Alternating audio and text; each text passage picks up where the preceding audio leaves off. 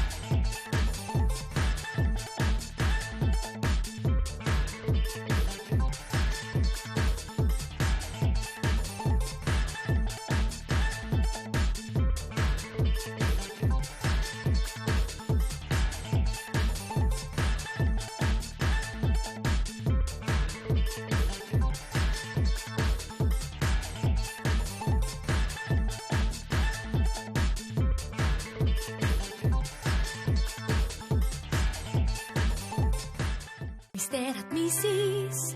Uy, magkaka-baby. Tanong at alinlangan, siguro ay marami. Kaya, pacheck up agad sa unang 3 buwan. Kailangan, Mrs. Ayusin na dito. Panganganak saan at paano. Mr. at Mrs. Mas happy si baby pag healthy ang kanyang mommy. Hintayin namin kayo! Tandaan, pag healthy ang buntis, happy ang baby. Pa-check up agad sa health center sa unang 3 buwan ng pagbubuntis.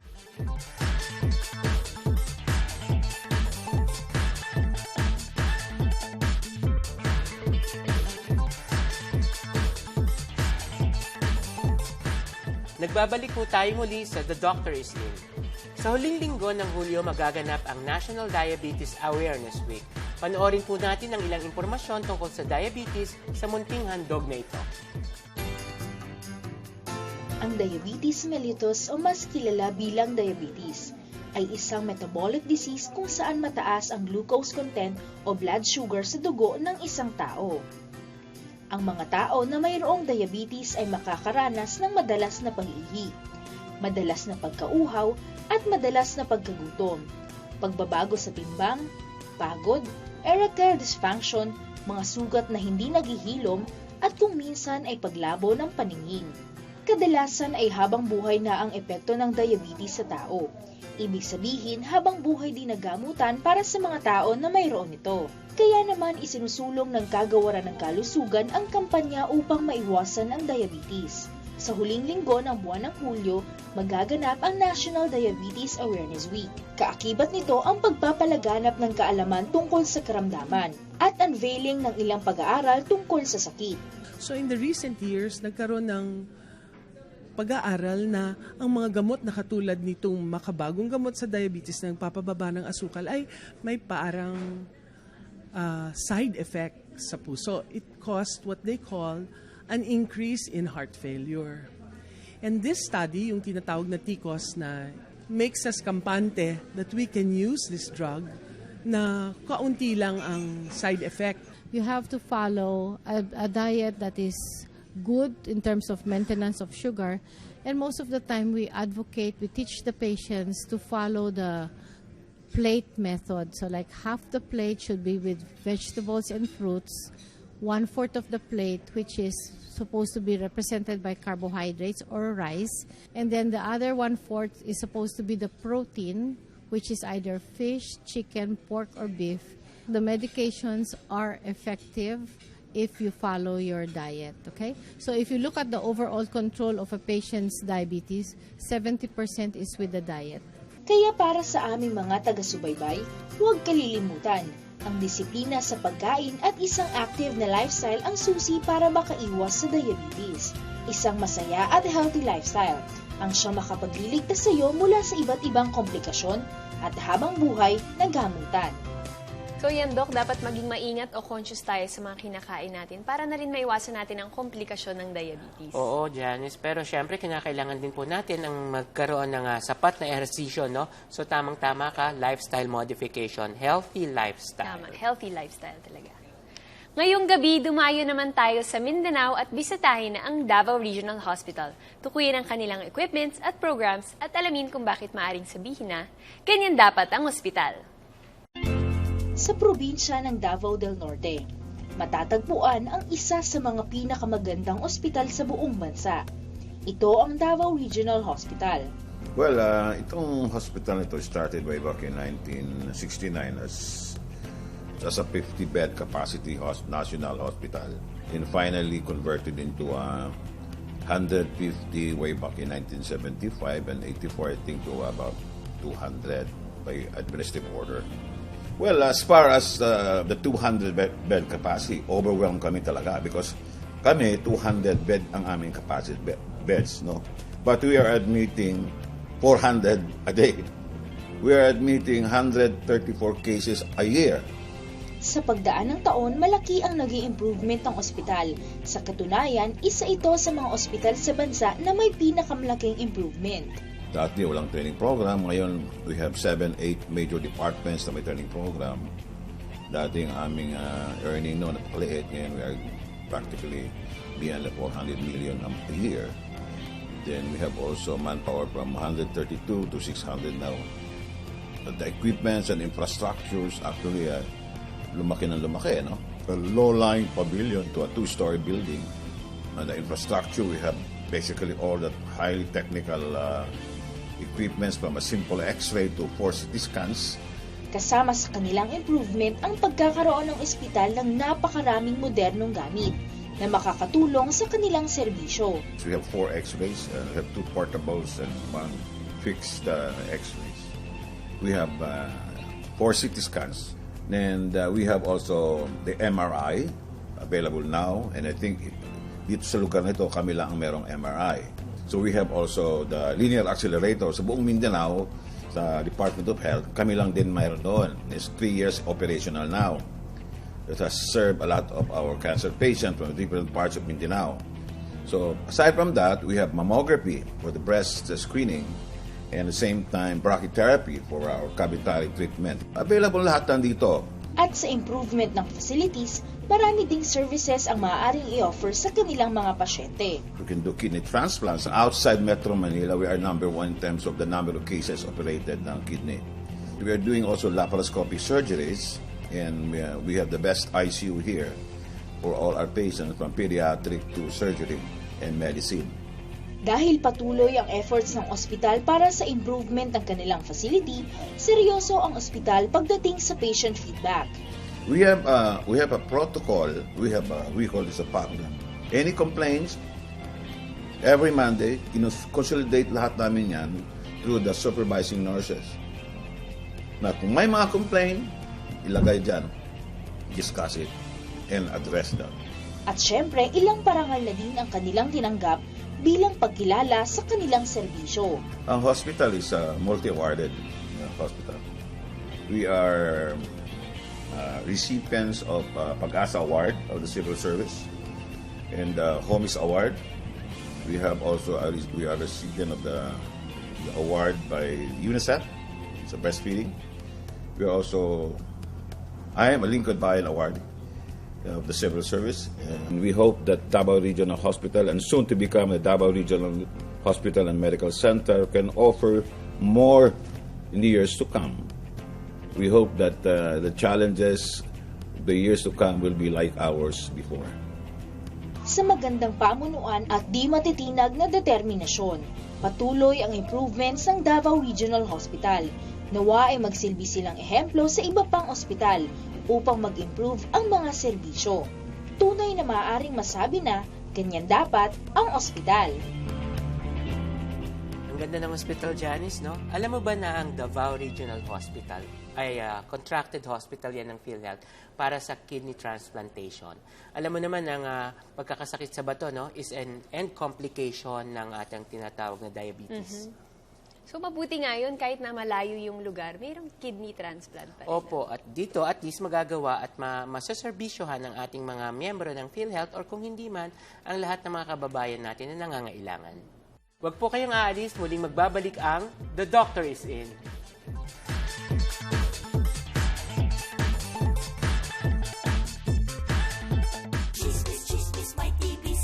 Tama na ang chismis. Pag nag-toast, TV nagagamot. Anim na buwang gamutan, tutok sa pag-inom. At healthy lifestyle, ipairal. Nag-toast every day, cause CLC all the way. Hala, ikalat ang balita. Si Mang Ben gumaling na. That's okay talaga. Ibalita sa iba. TVI, tultukan.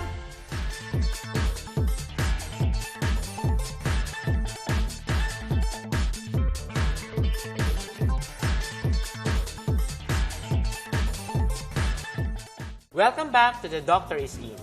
Makakaapekto sa grades at overall performance ng isang estudyante ang pag-absent dahil sa sakit. Kaya naman inilungsad ng Department of Health ang school-based immunization at ngayon po pag-uusapan natin yan kasama si Dr. Minerva Vinduan ng Adolescent Health and Development. Siya po ang National Program Manager, Department of Health. Good evening, Doktora. Good evening po, Dr. Irene. Kumusta naman po itong ating bagong programa na ito? Ito po ba ay kailan inilungsad sa mga paaralan at ano pong mga levels ang sinasaklaw nito? Good evening, everyone. Itong activity natin na ito is magsa-start ito siya ngayong August, the whole month of August. So, ilulunsad ito sa lahat ng mga elementary at saka high school, pero specific lang siya sa grade 1 at saka grade 7. So grade 1 and grade 7? Yes, opo. Pero magsisimula na ngayong August? Yes, ma'am. Ito po ba ay, Doktora, sa lahat ng klase ng paaralan, pribado man o gobyerno? Para sa public, actually para sa public schools. Pero kung halimbawa may interesado po mga pribadong school, pwede rin? Or paano po? Ang gagawin na lang sa private schools, makipag-coordinate na lang sila sa pinakamalapit nilang RHU or City Health Office or Rural Health Office para maisasama yung mga pangalan or mga targets nila doon sa i-immunize natin ngayong August. Ito po ay immunization program, no? Yes. Pwede po ba nating banggitin anong mga klaseng bakuna yung ibibigay sa mga estudyante? Okay. Actually, we are giving TD, that is tetanus diphtheria, at saka measles rubella para sa grade 1 at saka grade 7. Siyempre, sa mga bata niyo ito ibibigay, no? Yes po. Kinakailangan ba, Doktora, ang parents' consent? Kasi siyempre, nasa school na itong mga to, bago ba gawin itong immunization program, meron bang parents' consent na nire-require? Yes, Doc. So, ang mga bata natin, nga target natin for this immunization, bibigyan sila ng immunization or notification letter sa mga guro nila. Dadalhin nila yun sa mga parents nila, ipipresent nila para babasahin maigi sa parents, tapos kung iintindihin maigi at saka lalagdaan ito. And pagka nandun na po kayo during the immunization, sino po magtuturok? Kayo po ba? Mga nurses po ng school? Actually, ang mga public ang mga RHUs natin, mga health personnel natin sa RHU, at saka mga school nurses. So pagtutulungan po, pupuntahan natin ang mga estudyante sa mga paaralan. Doktora, ito pong ating mga immunization. Sa tingin niyo, ano po ang maidulot nito? Anong kahalagahan para sa ating mga kabataan? Ito siya? Protection ito para sa mga vaccine preventable diseases like ito tigdas, diphtheria, tetanus, at saka measles or measles tigdas. So halos 5 po, no? 5 na apat na vaccines ang ibinibigay. Doktora, alam naman natin ngayon, no? Siyempre, napakaraming mga bagong sakit pumapasok sa... Doktora, sa August po magsisimula ito, no? Ito po ba ay national implementation or you will start in some pilot schools lamang? No. Actually, lahat na schools, public schools natin, magsisimula sila agad this coming August 1 hanggang August 31. So, from August 1 to August 31, at ito ay sa lahat ng mga pribado, ay mga gobyerno, pampublikong paaralan, at ito ay specific sa mga grade 1 students and grade 7. Opo. Ngayon po, Doktora, hingin natin kayo ng mensahe, lalong-lalo na dun sa mga kabataan na maaaring matatakot at sa mga magulang na, well, baka kailangan pumayag o pumirma sila dahil syempre baka ang ilan dito ay hindi pumayag. Any message po para sa kanila? Okay. Ang para sa mga kabataan, tandaan ninyo this is for your own good. This is for para maproteksyonan ang sarili ninyo para sa mga sakit na pwede naman talagang ma-prevent natin, lalo na yung mga for example, yung sa sinasabi ko na kanina, yung tigdas, diphtheria, measles, at saka rubella. At saka, ito, tandaan ninyo na itong mga sakit na ito, makakamatay ito kung hindi natin maagapan agad. So, para naman sa mga magulang, meron tayong binibigay ng mga notification or consent letter sa mga anak ninyo through the teachers sa mga paaralan. Titingnan ninyo, babasahin ninyong maigi, tapos intindihin, lagdaan at ibalik natin doon sa ating mga teacher para itong mga kabataan natin, mabibigyan natin ng bakuna na sapat para sa kanila. Maraming salamat, Doktora. At ito po muli ay magaganap ngayong August sa lahat ng mga paaralan na pampubliko, grades 1 and grades 7. Maraming salamat po, Dr. Minerva Binluan. Thank you po, Dr. Iris. At ngayon naman, puntahan natin si Janet. Thank you, Doc Ish. Pangungunahan ng Kagawaran ng Kalusugan ang celebration ng National Disability Prevention and Rehabilitation Week. Para dyan, narito ang aming handog na makapagbibigay sa atin ng kaalaman.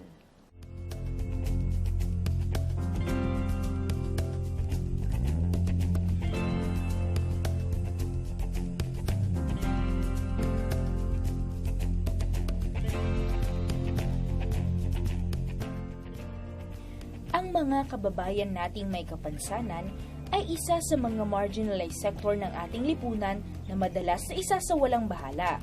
Ang mga karapatan nila ay madalas na naisasantabi. PWDs are an integral part in our country's development. Health Secretary Janet P. Loreto Garin revealed that PWDs need greater attention and considerations in terms of health needs without discrimination. She added that 80% of the world's PWDs lives in a low-income countries wherein majority are poor and cannot access basic services. The national policy identified 3 major action areas. These are, first, removal of barriers and improve access to health services and programs. 2, strengthening and expansion of rehabilitation, habilitation, assistive technology, and community-based rehabilitation. And finally, 3, strengthening collection of relevant and internationally comparable disability data and support disability researches. Removal of barriers and improving access to health services and programs shall be taken to ensure that PWDs have access to health facilities and services on an equal basis with others. Over 1 billion people, or approximately 15% of the world's population, have some form of disability. About 110 to 190 million aged 15 years and older have significant difficulties in functioning. Moreover, the rapid spread of chronic diseases and aging population also contribute to the increasing rates of disability. PWDs are an integral part in our country's development. Let us provide them full and effective participation in our society, Garin concluded.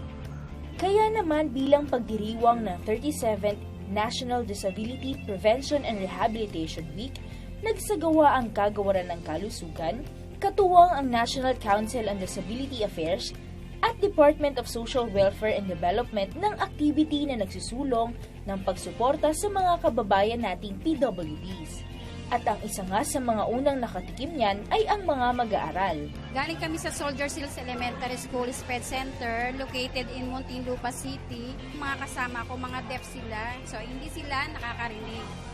Kami ng mga health benefits dito sa DOH katulad ng nakapag-blood typing po sila, yung height and weight at saka nutritional status, tapos yung may physical therapist, naka-avail din po sila. Hindi pa dyan natatapos ang suportang binigay ng DOH sa ating mga kababayang PWDs. Dahil meron din silang exhibit ng mga paninda at produktong gawa mismo ng mga kababayan nating may kapansanan. Merong mga manika, chili paste, accessories, dishwashing liquids at iba pa.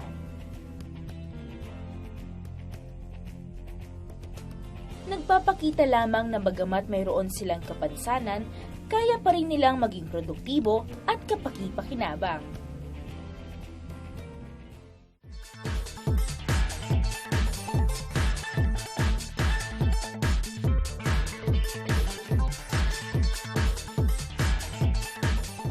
Mr. at Mrs. Uy, magkaka-baby. Tanong at alinlangan, siguro ay marami. Kaya, pa-check up agad sa unang 3 buwan. Kailangan, Mrs. Ayusin na dito. Panganganak, saan at paano. Mr. at Mrs. Mas happy si baby pag healthy ang kanyang mommy. Hintayin namin kayo! Tandaan, pag healthy ang buntis, happy ang baby. Pa-check up agad sa health center sa unang 3 buwan ng pagbubuntis.